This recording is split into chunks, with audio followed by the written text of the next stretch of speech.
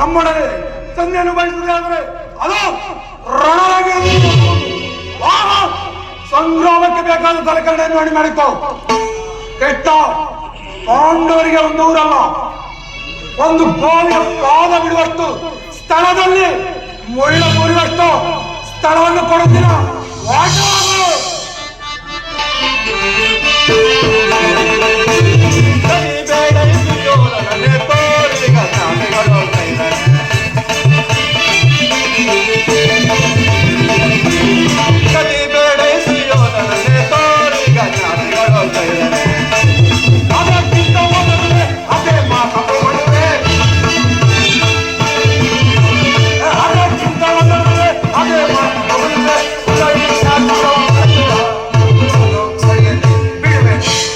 ಕದನದೊಳು ನಿನ್ನ ಮದವ ನಡಗಿಪೆ, ಕದನದೊಳು ನಿನ್ನ ಮದವ ನಡಗಿಪೆ, ಎದುರದಿರು ಮರುಳೆ ಬಂದ ಮದಿಯತೆ ಮುಂದನರಿಯದೆ, ಬಂದ ಮದಿಯತೆ ಮುಂದನರಿಯದೆ ಸುಸುಗವ ಮರುಳೆ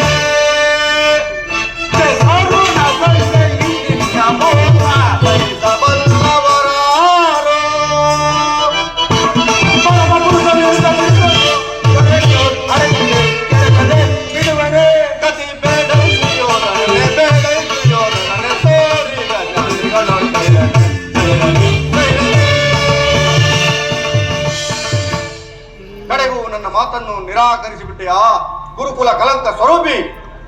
ಪುರಸ್ಕರಿಸಾದ ಸಂದೇಶವನ್ನು ತಿರಸ್ಕರಿಸಿತು ಅನುಚಿತವೇ? ಸತ್ಯ ವಂಶದ ಕಳಂಕ ಸ್ವರೂಪ ಇದು ಅಕ್ಷಮ್ಯ ಅಪರಾಧ.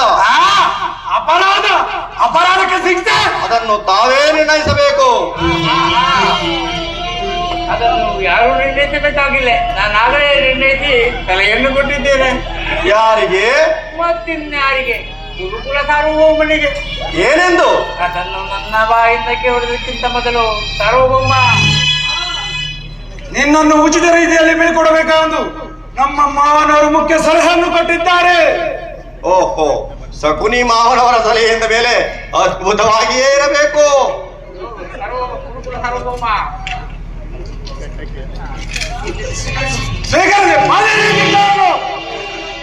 ಯಾರನ್ನು ಬಂಧಿಸಿರೋ ಮನ್ನವದಿಗಳಿಲ್ಲ. ನಿನ್ನನ್ನು, ನಿನ್ನ ಅಂಗಗಳನ್ನು ಬಂಧಿಸಿ ನಿನ್ನ ತುಳಿತಕ್ಕೆ ತಕ್ಕ ಬುದ್ಧಿ ಕಲಿಸುತ್ತೇವೆ. ಹಾಗಾದರೆ ಈಗ ಬಂಧಿಸಿರಿ ನನ್ನನ್ನು.